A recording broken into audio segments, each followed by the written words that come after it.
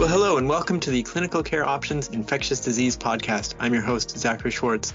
This episode features perspectives on barriers to linkage to care for patients with hepatitis delta virus.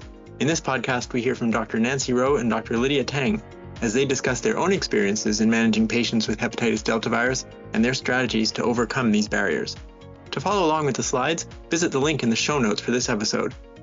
Let's get started and hear what Dr. Nancy Reau and Dr. Lydia Tang have to say.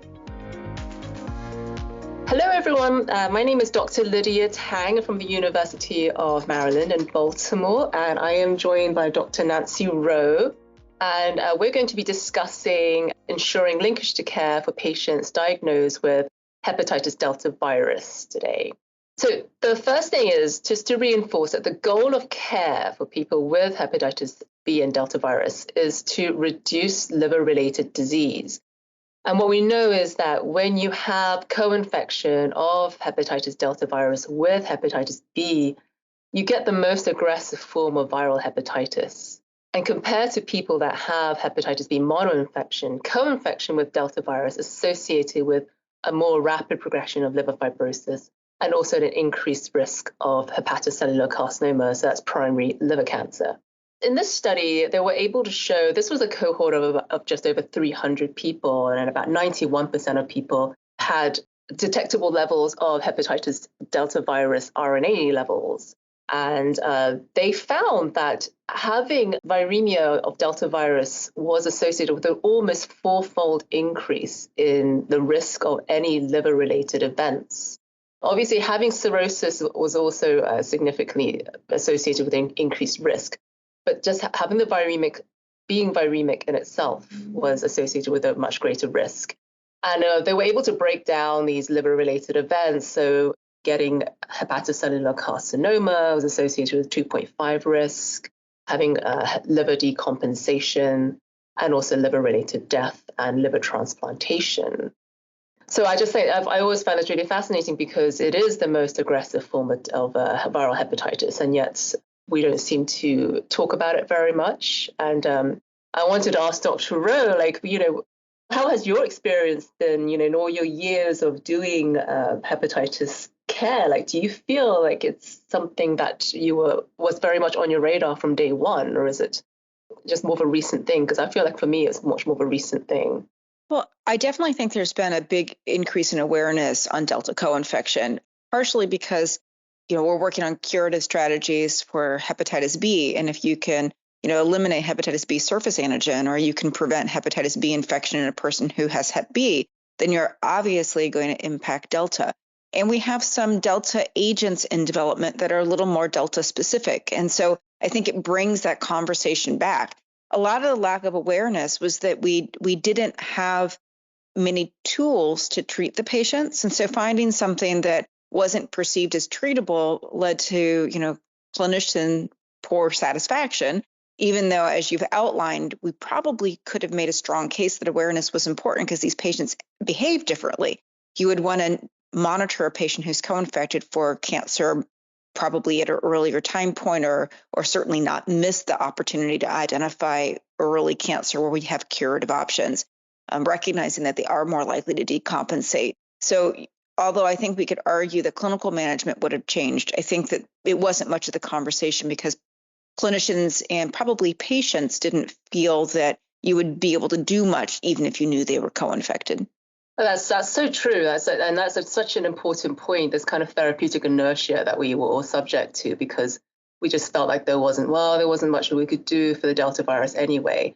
And yet, looking back on those times now, I do feel like there probably was a bigger opportunity. We missed an opportunity to really to begin the advocacy at an earlier stage, right? Because we should have known with the more aggressive disease that there should have been more focus on it, and could have potentially tried to bring more light, more focus on developing these new therapeutics and pushing that development along. But yeah, there's still a lot of work that needs to be done with respect to really changing the behaviors among people at risk and among their healthcare providers, that it isn't a case of there's nothing that can be done. There really needs to be just a change in how we manage people and monitor them as well. So this is just a really nice graphical way of just demonstrating that with Delta virus viremic population, this is in the same study that I had previously brought up that slide for, that when you have cirrhosis, people with Delta virus and cirrhosis, their survival and it's just their poor outcomes from liver-related disease are just so significantly worse. So just really bringing that focus onto identifying people with advanced liver disease when they have Delta virus, because you need to really implement that closer monitoring to try to improve their outcomes. And I included this study because I thought it was really interesting when we think about how our behaviors with respect to identifying people with Delta virus. And this was an interesting study that was done at the University of Cincinnati. So it was an academic center, a tertiary center, and they looked at the prevalence of Delta virus antibody screening among their patients who was Hep B positive. And you can see from that bar chart on the left there that out of about 1,000 people, only about 12% were tested for Delta virus. So a very low number. And then when you break down out of those positive Hep B positive individuals, the number that were HIV positive, it appeared that the rate of Delta virus antibody screening uptake was even less in the people with HIV group. And this was in a tertiary center, right? So if the rates are so low within a tertiary center, it just goes to show that we have a lot of work to do.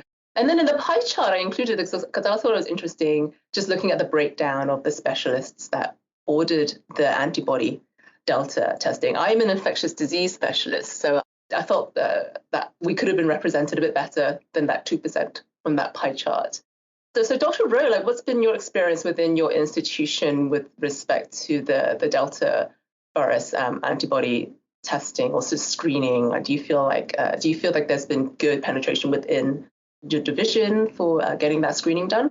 Yeah, so we've audited our own data twice, once in a more historical cohort and then more recently. And our Delta testing did improve. And I think that that's really a message of that awareness. When you're talking to your residents and your fellows and you're presenting data on co-infection, and when the pharmaceutical medical science liaison is telling you that you might have a therapy coming, or when you're doing a clinical trial that has to do with Delta, you're bringing it into the conversation. And our rates are still not perfect, but they are much better than they were in the historical cohort.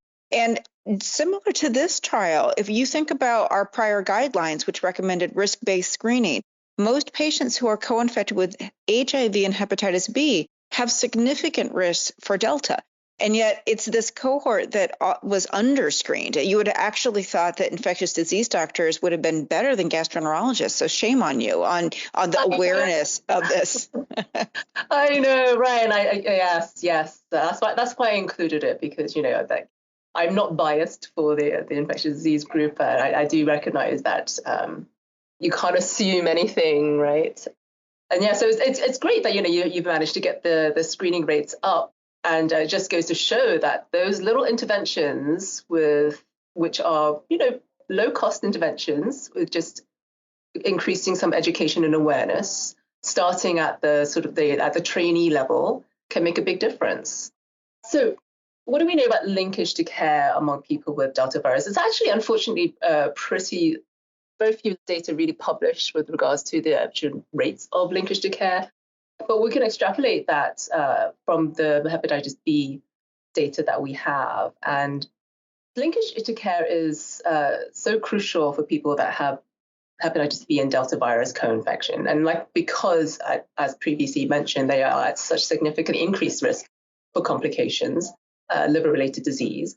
And as Dr. Reau had mentioned, there are new treatment options that may be available soon. So it's important for people to have be identified so they can get established to care and really get teed up for any available treatments as soon as they become available. And what we know among the people with Hep B monoinfection is that rates of linkage to care are low among people with hepatitis B. This recent systematic review showed that there was only about a third to a half people that were with hepatitis B that was linked to care. So you can only assume that the linkage to care among people with Delta virus co-infection can't be better than that, right? So it must be less than that. And I don't know. So, Dr. Reau, have you looked at the linkage to care rates in your community, or maybe in the community-based providers and so on? Yeah, so I think we have a little trouble looking at actual linkage to care, because if you're never sent to the institution, then we don't know that you should have been sent. And I think equally important, we have looked a little bit at longitudinal follow-up, and even individuals that are linked, a lot of the patients fall out of care, especially if they're not actively in treatment. So for hepatitis B, if you are in what would have been described as an inactive carrier, if you're in one of those gray zones where we're monitoring you, but we're not actively treating you with an antiviral agent, the loss of retention is actually relatively high. And it's a bit age indiscriminate, which, I would have thought if we're doing liver cancer surveillance that you're probably more likely to be retained. But we actually found that wasn't true. So that if you aren't getting active treatment, I think these patients fail to return to clinic, which compounds the problem. Yeah, right. Yeah, it all comes down to this patient perception of therapeutic inertia, right? They just feel like they feel fine, and they've got so many other things going on. Do they really need this extra clinic visit, and things like that? And I'm at the community care level. I would say I work a lot with community-based advocacy groups and so on. And it's really hard to get this linkage data. And I feel like not most people, but obviously mainly the people I interact with that have hepatitis B, if I ask them, have you been screened for hepatitis delta virus? They don't know. So it becomes even harder to really determine, are you seeing someone for delta virus? There's just so much work to be done in terms of increasing awareness at all levels to try to improve our linkage to care rates. So this is a nice algorithm, a nice summary for the evaluation of delta virus. So once you identify someone who has hepatitis B, so the hepatitis B surface antigen positive, the next step is to screen them for delta virus. And that's done with an antibody test to delta virus. That's a total antibody. Anyone that is test negative for the antibody for delta virus, you would then follow routine guidelines with respect to management of hepatitis B monoinfection. Now, if you are delta virus antibody positive, you should get a confirmatory test done, which is the delta virus RNA testing. And that can be qualitative or quantitative. But, I usually do quantitative of that. In conjunction to that as well, anyone with hepatitis B, you should do evaluation to assess for the severity of the liver disease. So that's done in two ways. You can do blood tests for the ALT to look for inflammation in the liver, but also assessments for liver fibrosis as well, which can be done through blood tests to look for serologic markers of fibrosis. But also you can measure it using transient elastography, so using a fibroscan to measure liver stiffness, or at the more invasive level you can do a liver biopsy, which is still indicated in some people. And then what happens if you identify someone with delta virus? I'd already mentioned about staging the disease with respect to severity by getting the ALT and measuring the level of fibrosis. And this summarizes in a very general way what the treatment recommendations are right now. So if you have someone who has active delta virus and they have an elevated ALT, so that's indicating that they have liver inflammation, you should try to get them treated. And if they have liver fibrosis, so on the right side, if they have advanced liver fibrosis, so that's a stage F2, stage 2 or greater, that's also another indication for referring them for treatment. And then in the middle, if you have someone with delta virus who has a normal ALT and really minimal to no liver fibrosis, so less than stage 2, so stage 0 to stage 1 liver fibrosis, you can consider just monitoring them. And monitoring, I would always recommend initially doing a little bit more close monitoring. So that includes doing, at a minimum, the hepatitis delta virus RNA quantitative levels, plus ALTs every 3 months. And I would recommend doing that for at least the first year. And then if it's stable, and by stable, I mean your RNA levels remain low, and you're not getting any fluctuations in your ALT levels, then you can consider stretching that out every 6 to 12 months. And again, as long as there's really no indication of any worsening fibrosis. Dr. Reau, what do you think about this then? Do you agree with these guidelines with respect to, I think in particular with respect to like the frequency of monitoring? Yeah, I think that because we recognize that the disease is more aggressive and you're going to get complications at a younger age, that not losing these patients is important. I think 3 months over the first year will capture those individuals that have fluctuating ALT, because sometimes it's normal and then the next time you test it, it's not normal, or the same thing with fluctuations in viral load. And so you can't use one assessment or annual assessment to really know what happens in between those points. If you have persistently low ALT and very limited, fibrosis based on our non-invasive tools, I think that monitoring is relevant, especially given therapeutic choices. If we had a treatment for Delta that was as simplistic and safe as our antivirals for hepatitis B, maybe we would try to suppress everyone who has any degree of viral replication. But given the therapy options that we have right now, I think that judicious choices in who you're going to engage in treatment is still very important. Yeah, and I think with the something to keep in mind as well is the patient population who meet the criteria for hepatitis B antiviral therapy, but they don't meet the criteria for hepatitis delta RNA therapy, to make sure that they don't get too comfortable because they're on antiviral therapy, but we need to continue stressing to them that they still need to be monitored from the Delta virus perspective before we do the 12-month monitoring, that there is still another infection that is not being treated by the hepatitis B antiviral therapy. Yeah, and it is always really challenging. Like trying to doing blood work every 3 months feels like a lot for someone, right? But like you brought up, I always stress to people that I'm going to get the snapshot test results on you, but it's not going to reflect what happens the week after you get that blood test, and that's why we need to do really frequent. It is definitely difficult for people to get blood tests done every 3 months. Right. The algorithm is not so dissimilar, though, for a hepatitis B individual that you are thinking that you're not going to treat, someone that is either in that immune tolerant phase or the inactive carrier phase, depending on how you use the old or the new definitions. But if you have someone with hepatitis B that you think you can monitor off antiviral therapy, the recommendation is still 3-month interval until you're absolutely certain that you've well characterized that disease in that patient. Yes, absolutely. Yeah. So then moving on to once you got diagnosed with Delta virus, if you've managed to make it through all the steps of getting diagnosed with Delta virus, so we have to then add on the steps for liver disease staging, and then chances are once you've gotten your ultrasound and your ALT levels done and your RNA testing done, 6 months could have gone by already, and then you have to go back and get your another ultrasound. It's a lot of testing that needs to be done. You need to get into this routine of going at least every 6 months for your ultrasound testing. And just really stressing the point that, with these multiple steps comes multiple opportunities for loss of patient engagement and loss to follow up. And what we can do in those situations is really just working on the patient counseling to ensure that they understand the importance of keeping up with these diagnostics and that they're able to make these informed decisions with respect to when they do keep up with them and get the testing done and follow up with the provider. And I think Dr. Reau, you already mentioned previously the challenges with keeping people engaged. But do you find that?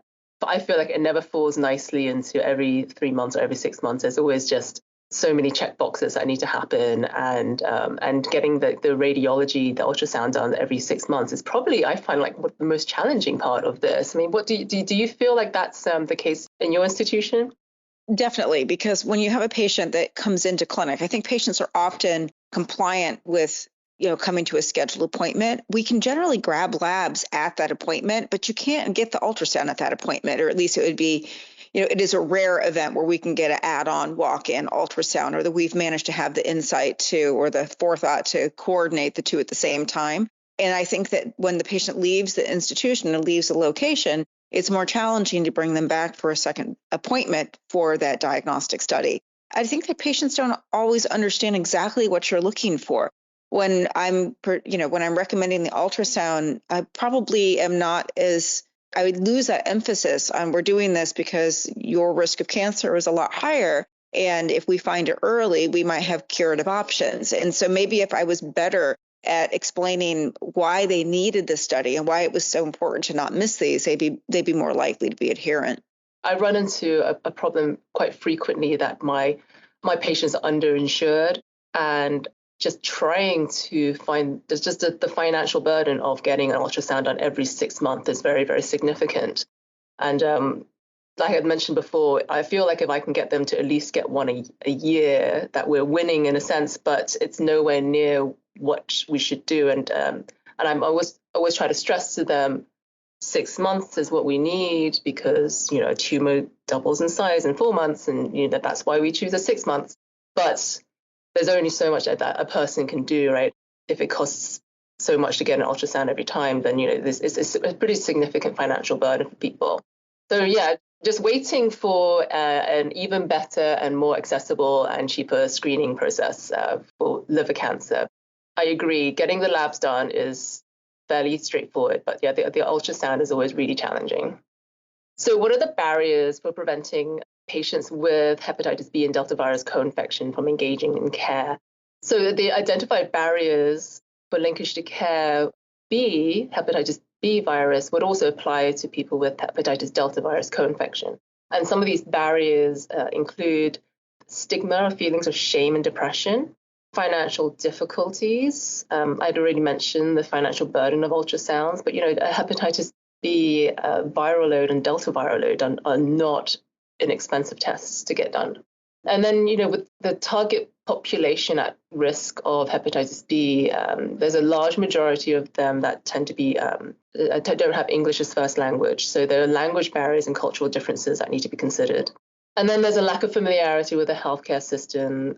As that previous slide, all those multiple steps that need to happen when you have hepatitis Delta virus infection just goes to show that it can be a very complicated process and very intimidating process for people to try to navigate, especially if you don't speak English and you haven't been really engaged with regular US healthcare system. And then now you have to see a specialist and so on. Were there any, Dr. Reau, do you think there are any other barriers that you can think of? I think one of the biggest barriers, at least in our area, is just proximity from someone who is comfortable with Delta.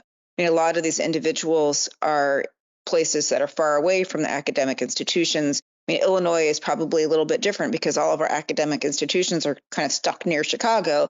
And then to, find the places where groups that are enriched in Delta, they're not necessarily kind of next to the academic center. And so just getting past all the things you outlined and then finding that clinician that's willing to talk about prognosis and what therapeutic options might be available is also really hard. Yeah, absolutely. Yeah, the access to a specialist is definitely challenging. So these are some interventions to increase retention and care for patients with Delta virus infection. So the key step is encouraging patients to establish with a healthcare provider and to keep follow-ups for monitoring labs and ultrasounds or treatment. What we know is that knowledge can change health behaviors, and this has been shown in multiple things. It's just screening behaviors in general, vaccination uptake in general. And this knowledge needs to be delivered in a culturally and linguistically appropriate manner through outreach and education. Not just at the individual level, we need to address at the provider level. So increased education of healthcare providers, especially among primary care providers, because a lot of people really only have a primary care provider. We had already talked about the challenges of access to specialists. And the education for healthcare provider needs to cover the disease and the pathogenesis of disease and the disease course. Healthcare providers need to be provided with some sort of cultural training because a large number of the people affected are from different cultures. And there should be discussions with respect to additional resources such as providing translations, again, just to try to engage populations at risk. And then finally, some take-home points. The goal of hepatitis Delta virus care is to reduce progression of liver disease. The cornerstones of hepatitis Delta virus care is staging the disease and monitoring for progression. And that can be done through measuring the ALT levels and liver fibrosis evaluation, initiating antiviral therapy if it's indicated, liver cancer screening is a must, and that can be done through liver ultrasounds, plus or minus alpha-fetoprotein testing. And then repeated counseling to encourage self-efficacy and long-term engagement in care. And then finally, the retention in care depends on engagement of both patients and the healthcare system. Well, thank you very much to Dr. Reau and Dr. Tang, and thank you to our listeners for joining in. As a reminder, to view the full program, D is for Diagnosis, the case for simplifying viral hepatitis screening, click on the link in the show notes for this episode. And please be sure to check back for more episodes on important infectious disease topics. Thank you.